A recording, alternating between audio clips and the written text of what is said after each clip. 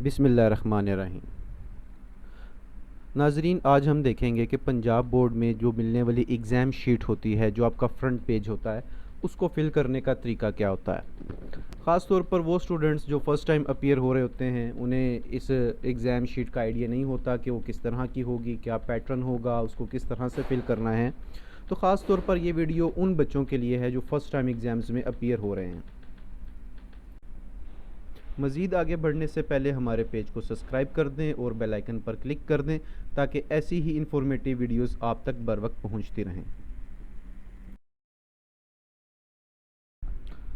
तो ये है वो एग्ज़ाम शीट जो एग्ज़ाम के वक्त बच्चों को प्रोवाइड की जाती है और आपके आंसर शीट के टॉप पर लगी होगी और ये 2 सफ़ों पर मुश्तमिल होती है। इस बबल शीट को सही तरीके से पुर करना बहुत ज़्यादा ज़रूरी है और इस बबल शीट में फ़िल करते वक्त इसमें किसी भी तरह की कोई गलती की गुंजाइश नहीं होती। यहाँ तक कि इस बबल शीट में छोटी सी गलती भी इतनी संगीन साबित हो सकती है कि हम आपका जो बोर्ड का पेपर है वो कैंसिल भी हो सकता है। तो आइए चले देखते हैं कि इस बबल शीट को सही तरीके से कैसे हल किया जा सकता है। सबसे पहले यहाँ पर दी हुई हदायत की तरफ नज़र डाल लेते हैं। उम्मीदवार को सिर्फ नीले या काले पेन मार्कर इस्तेमाल करने की इजाज़त है। इसके अलावा आप किसी और रंग का पेन, मार्कर या पेंसिल का इस्तेमाल हरगिज़ नहीं कर सकते। इस बात का ख़ास ख्याल रखें कि दायरा मुकम्मल पुर हो और स्याही दायरे से बाहर ना निकले। जैसे कि आप यहाँ पर देख भी सकते हैं कि कुछ मिसालें दी हैं सही फिल करने का तरीका क्या है, और उसके बाद नंबर 2 और नंबर 3 में आप देख सकते हैं कि गलत तरीके से पुर किया गया है।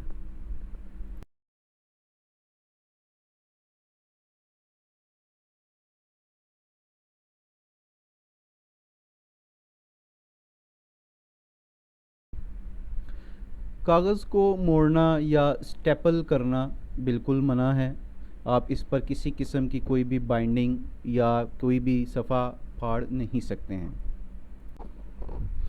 अगली हिदायत है कि दायरों के ऊपर दी गई मखसूस जगह पर रोल नंबर और पेपर कोड लिखिए और नीचे दिए गए दायरों को इस तरह से पुर करें कि हर खाने में एक ही हिस्सा आए। आप यहाँ पर देख भी सकते हैं कि आपको यहाँ पर एक खाना दिया गया है जहाँ पर पेपर कोड लिखा है। इसके नीचे दिए गए डिब्बों में आपने अपना पेपर कोड लिखना है जो कि आपके क्वेश्चन पेपर पर दिया गया होगा, और फिर इन्हीं डब्बों के नीचे मौजूद जो कुछ नंबर आपको बबल्स के अंदर नज़र आ रहे हैं, इन बबल्स को आपने फ़िल करना है। तो हम अभी देखेंगे कि इन बबल्स को किस तरीके से फ़िल किया जा सकता है। और यहाँ पर एक नोट दिया गया है, एक से ज़्यादा दायरों को पुर करने, काट कर पुर करने की सूरत में मज़कूरा जवाब, रोल नंबर, पेपर कोड गलत तस्वुर होगा जिसकी तमाम तर ज़िम्मेदारी तालिबे इल्म पर होगी।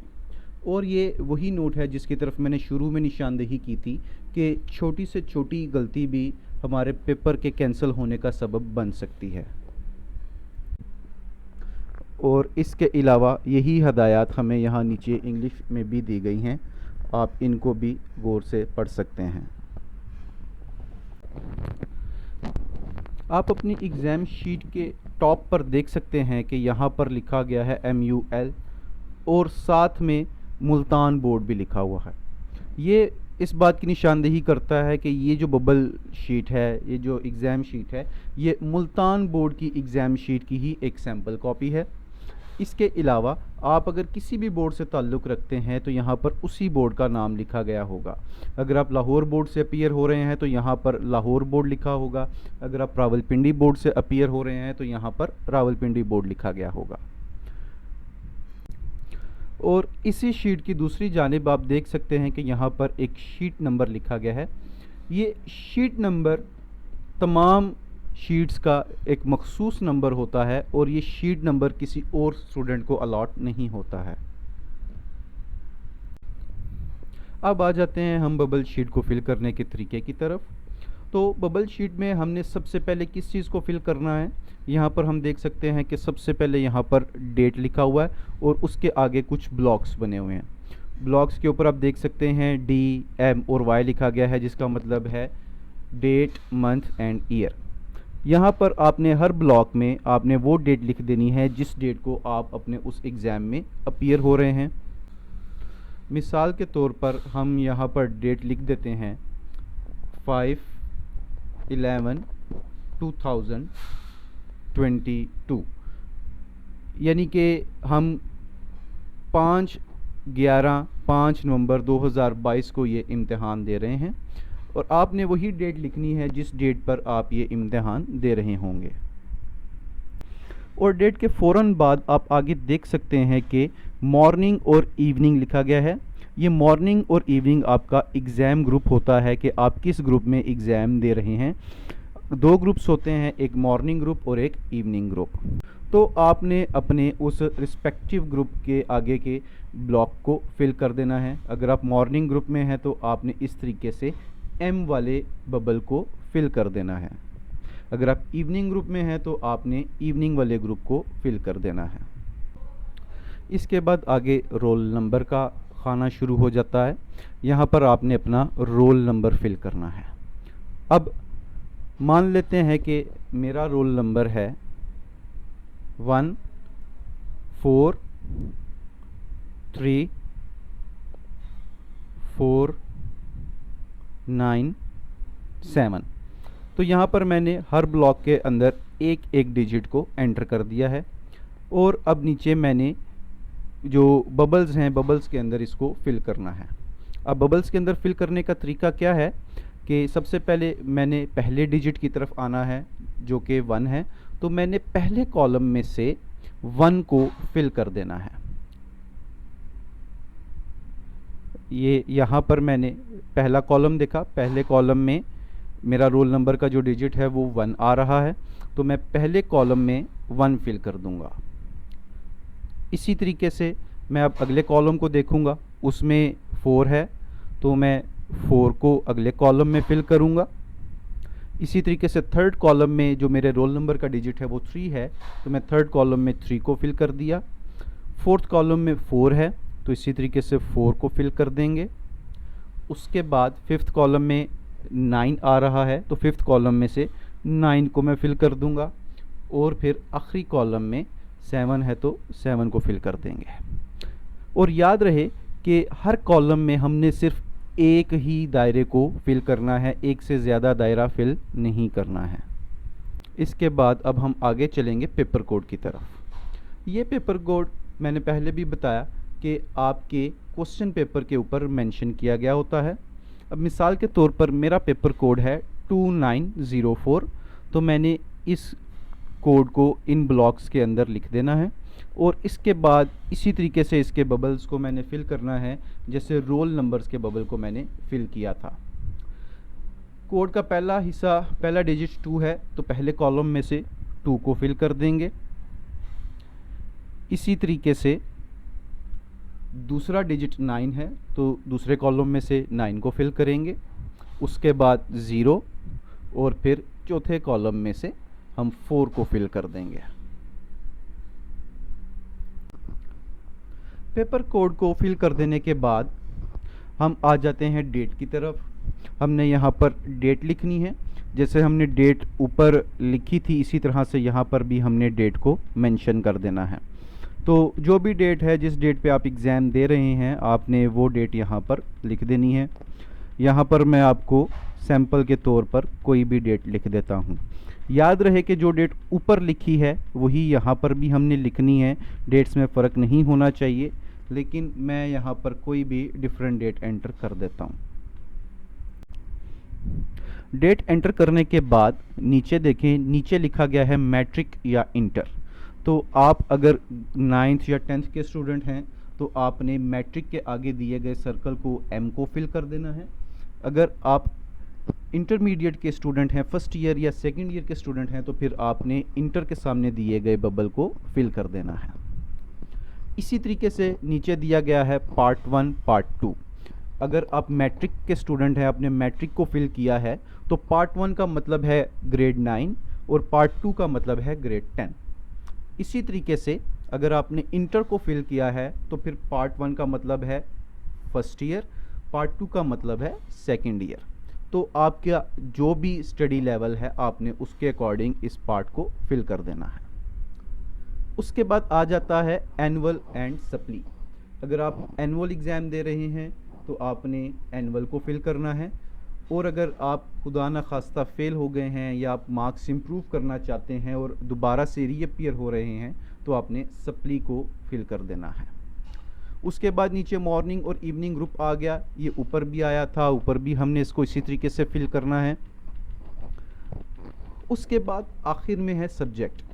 तो आपका जिस भी मजमून का पेपर है आपने उस सब्जेक्ट का नाम यहाँ पर लिख देना है, और सब्जेक्ट का नाम और स्पेलिंग याद रहे जिस तरीके से आपकी रोल नंबर स्लिप पर मेंशन किए गए हैं आपने बिल्कुल उसी तरीके से इसको यहाँ पर लिखना है।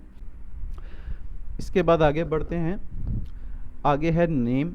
आपने यहाँ पर अपना पूरा नाम लिखना है, और याद रहे नाम के स्पेलिंग आपने बिल्कुल वही लिखने हैं जो आपकी रोल नंबर स्लिप में मेंशन किए हुए हैं। आपने नाम के स्पेलिंग में बिल्कुल कोई गलती नहीं करनी। इसी तरीके से फ़ादर नेम में आपने अपने फ़ादर का नेम लिखना है, और फ़ादर का नेम भी आपकी रोल नंबर स्लिप के ऊपर मेंशन किया गया होता है।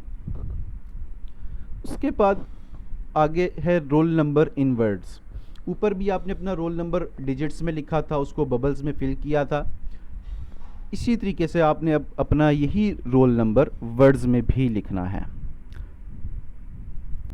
तो मैं यहाँ पर अपना रोल नंबर लिख देता हूँ 1,34,497। तो इस तरीके से आपने यहाँ पर अपना रोल नंबर लिख देना है। और फिर इसके बाद आखिर में है सिग्नेचर ऑफ कैंडिडेट। तो यहाँ पर आपने अपने सिग्नेचर कर देने हैं। आपने यहाँ पर अपने सिग्नेचर वही इस्तेमाल करने हैं जो आपने अपने एडमिशन के वक्त यहाँ पर इस्तेमाल किए थे, या फिर आप सिंपली अपना नाम भी लिख सकते हैं।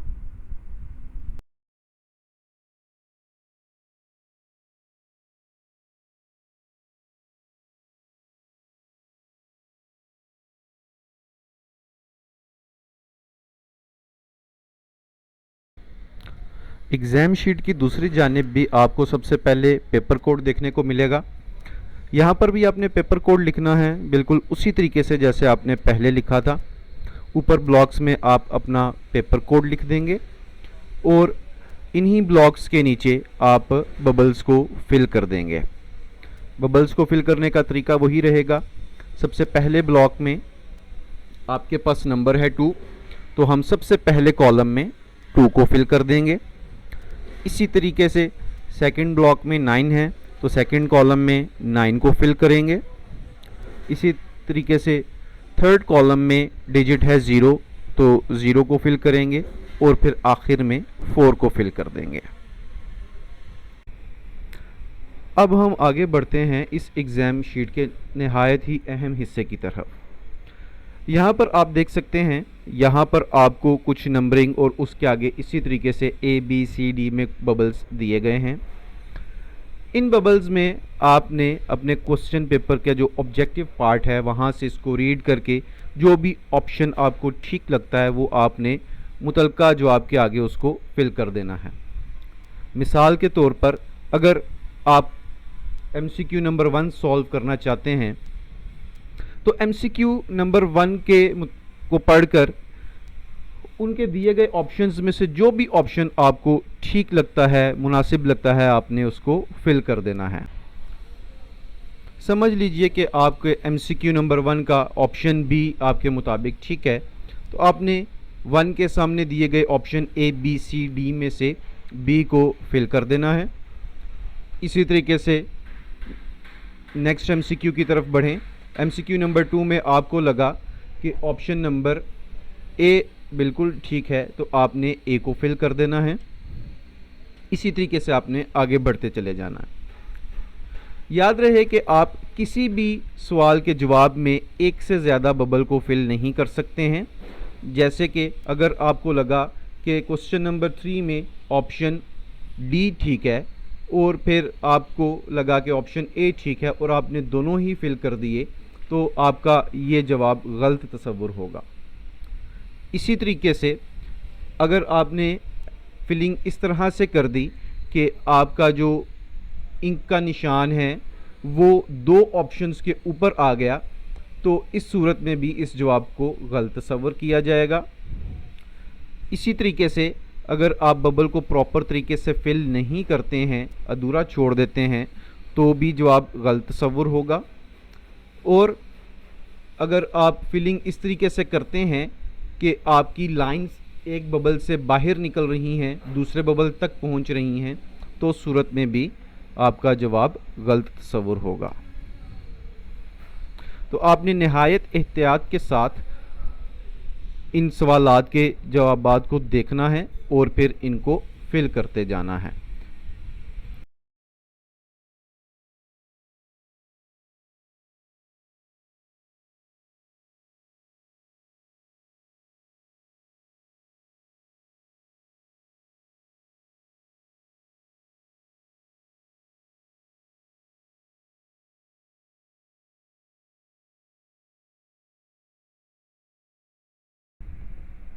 और यही नोट आप यहाँ पर देख भी सकते हैं, एक से ज़्यादा दायरों को पुर करने या काट कर पुर करने की सूरत में मज़कूरा जवाब गलत तस्वुर होगा।